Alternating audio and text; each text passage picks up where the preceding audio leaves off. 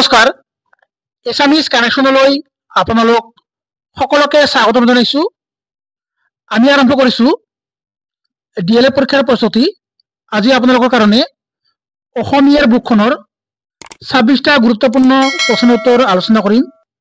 এই কিতাপখনৰ পৰা ডিএলএড পৰীক্ষাত বহুত প্ৰশ্ন কমন পৰা দেখা যায়, সেইকাৰণে পাৰ্ট হিচাপে মই ভিডিঅ' আগবঢ়াই আছো। আজি হৈছে পাৰ্ট 4। আজিৰ প্ৰথম প্ৰশ্ন হৈছে কনকলতা কোন আছিল? ইয়াৰ শুদ্ধ উত্তৰ হৈছে, আপোনালোকে নিশ্চয় সৰুৰে পৰা পঢ়ি আহিছে, 1942 চনৰ ভাৰত ত্যাগ আন্দোলনৰ শ্বহীদ। তাৰপিছত নেক্সট, স্বাধীন অসমৰ প্ৰথম মুখ্যমন্ত্ৰী কোন আছিল? শুদ্ধ উত্তৰ লোকপ্ৰিয় গোপীনাথ বৰদলৈ। তাৰপিছত 1985 চনৰ অসম চুক্তি স্বাক্ষৰ কৰাৰ সময়ত অসমৰ মুখ্যমন্ত্ৰী কোন আছিল?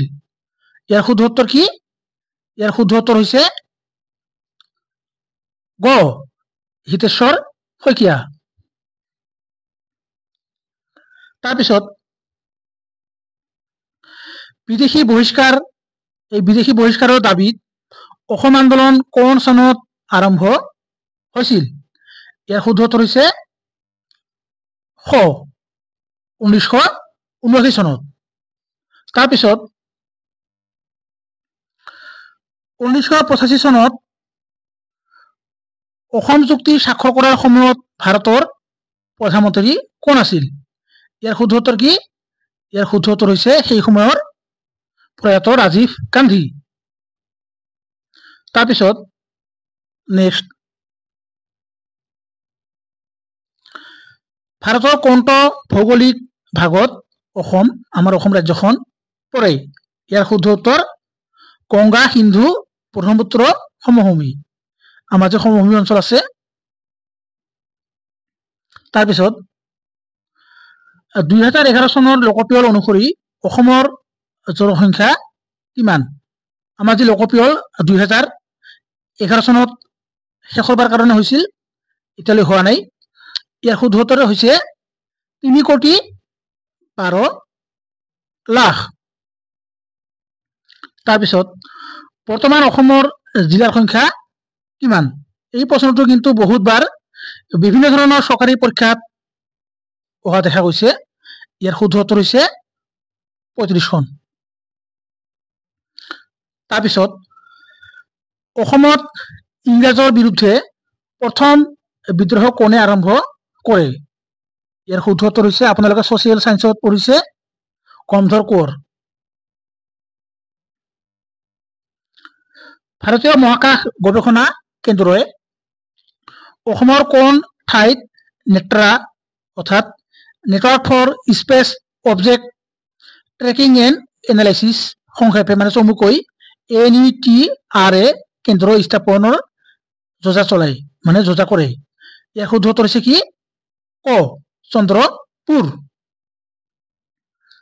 তাৰপিছত অসমৰ লাভলীনা বৰগোহাঁইয়ে টকিঅ' অলিম্পিক 2020 চনত কোনটো শাখাত বক্সিঙৰ বাবে ব্ৰঞ্জৰ পদক লাভ কৰিছিল? আপোনালোকে টিভি, বাতৰি কাকত, ফেচবুকত আপোনালোকে পাইছে।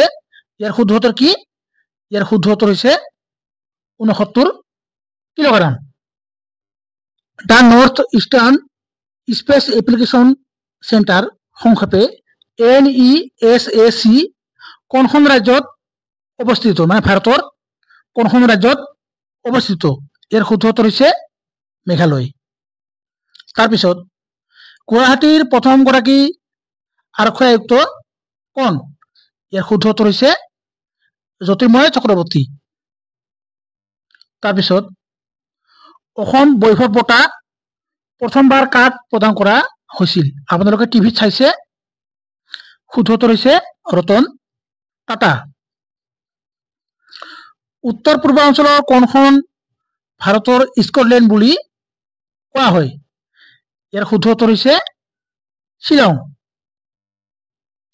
তাৰপিছত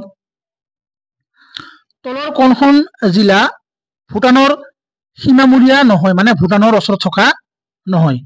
ইয়াৰ শুদ্ধ উত্তৰ হৈছে হাইলাকান্দি জিলা। তাৰপিছত অসমৰ কোনখন জিলা বাংলাদেশৰ সীমামূৰীয়া, মানে কোনখন সীমামূৰীয়া হয় আগৰখন আছিল নহয়, কোনখন?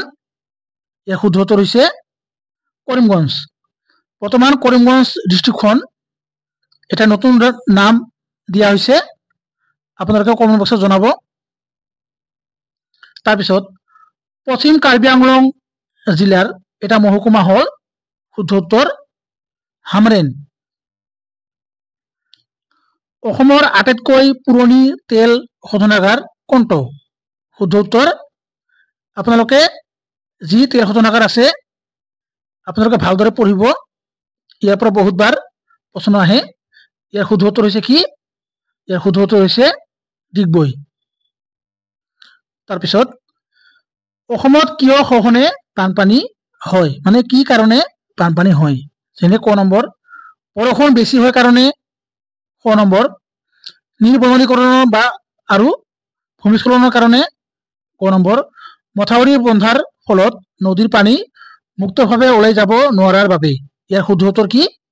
গোটেইকেইটা হয়, ওপৰৰ গোটেইকেইটা হয়। মণিপুৰৰ ৰজা জয়সিঙে তেওঁৰ কন্যা কুৰুংগনয়নীক কোনজন আহোম স্বৰ্গদেউলৈ বিয়া দিছিল? ইয়াৰ শুদ্ধ উত্তৰ হৈছে ৰাজেশ্বৰ সিংহ। তাৰপিছত হস্তি বিধানত কোনজন আহোম স্বৰ্গদেউৰ দিনত প্ৰণয়ন কৰা হৈছিল? ইয়াৰ শুদ্ধ উত্তৰ শিৱসিংহ। ব্ৰহ্মপুত্ৰ নদীখন বৈ গৈছে গুৱাহাটীৰ, আমাৰ যে গুৱাহাটী মহানগৰ, কোন পিনেদি? শুদ্ধ উত্তৰ উত্তৰেদি। ডক্টৰ বাণীকান্ত কাকতিয়ে মানে যি পত্ৰ লিখিছিল সেই গৱেষণা পত্ৰখনৰ নাম কি? শুদ্ধ উত্তৰ হৈছে Assamese its formation and development. তাৰপিছত প্ৰথম অসমীয়া ছপা গ্ৰন্থখনৰ নাম কি? শুদ্ধ উত্তৰ ধৰ্মপুস্তক। অসমৰ প্ৰথমখন সংবাদপত্ৰ অৰুণোদয় কেতিয়া প্ৰকাশ হয়? শুদ্ধ উত্তৰ 1846 চনত। এইখিনি আছিল আজিৰ ভিডিঅ'টিৰ গুৰুত্বপূৰ্ণ প্ৰশ্ন। গতিকে আপোনালোকে যদি চেনেলটি ছাবস্ক্ৰাইব কৰা নাই ছাবস্ক্ৰাইব কৰিব আৰু আপোনালোকৰ বন্ধু বান্ধৱীৰ লগত শ্বেয়াৰ কৰি দিব, কিয়নো ইয়াৰ পৰৱৰ্তী সময়ত আৰু বিভিন্ন ভিডিঅ' আগবঢ়াম। গতিকে শেষত আপোনালোক সকলোকে বহুত বহুত ধন্যবাদ। জয় অসম।